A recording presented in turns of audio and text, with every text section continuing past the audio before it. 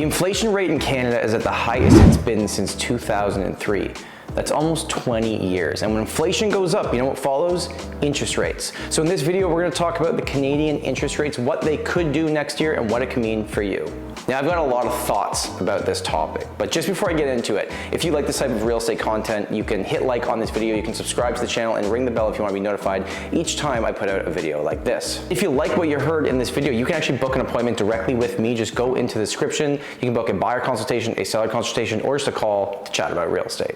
Okay, so let's get right into this. So interest rates will go up. It's not if they're going up, it's just when they're going up. And specifically, how many times are they gonna go up next year? We've just seen a period of almost 2 years in Canada where we printed a lot of money. Have you gotten gas recently? Have you gone to the grocery store? Prices are surging on everything. And during times of extreme inflation, owning assets, whether that's property, whether that's stocks, that actually builds you more wealth because the assets typically go up. However, on the flip side, when this happens, the Bank of Canada is going to have to raise interest rates.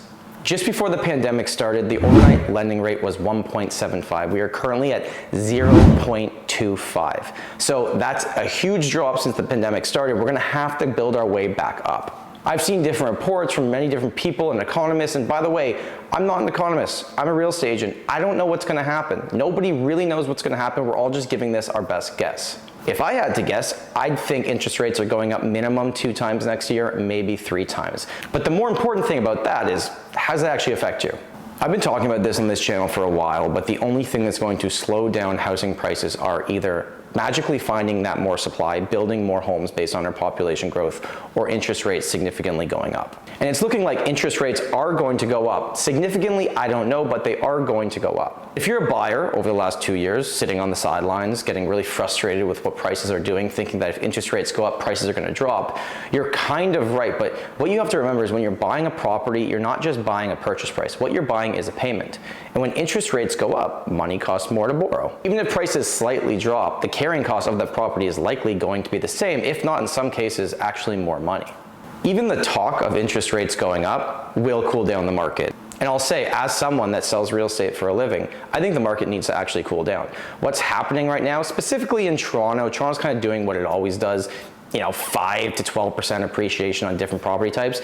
But outside the city, Vaughan, Durham, 30, 40%, that is not sustainable. Things have to cool down. But when I say cool down, it doesn't mean that interest rates go up, a few times next year, and maybe the overnight lending rate gets to 0.75 or it gets to 1%. That doesn't mean necessarily prices are going to drop, just the appreciation of how quick they're moving upwards is definitely going to stall. Jordan from Pre-Condo did an awesome video a few weeks ago. I thought it was brilliant. And he was basically going over the last 10 years of articles saying the market's gonna crash, the market's gonna crash, the market's gonna crash. And obviously they've been wrong every single time, other than in 2017, we had that period of time where we corrected. And what he basically said, and I'm paraphrasing here, if prices went down 10%, it would take us back to April of this year.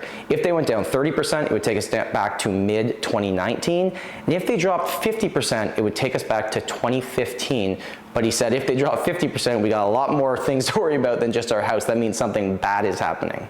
So to sum up this video, interest rates are going to go up in 2022. If you're a buyer right now, I'd recommend you call your banker or your broker and you lock into a rate right now because it is going to go up. What gives me peace of mind about interest rates going up is that in 2018, Canada implemented the stress test on mortgages. So the average consumer could afford about 2 basis points higher in terms of what their interest rate is versus on what they qualify for. So they'll be okay. But for everybody trying to get into the market, it's going to make it a little bit more difficult. And even though demand might not be as crazy, we still have a supply issue. So I think as we move into 2022 with interest rates going a little bit higher, prices won't be as crazy as they are this year in terms of growth, but I don't necessarily think they're going to slip. But what I'd like to know is, what do you think?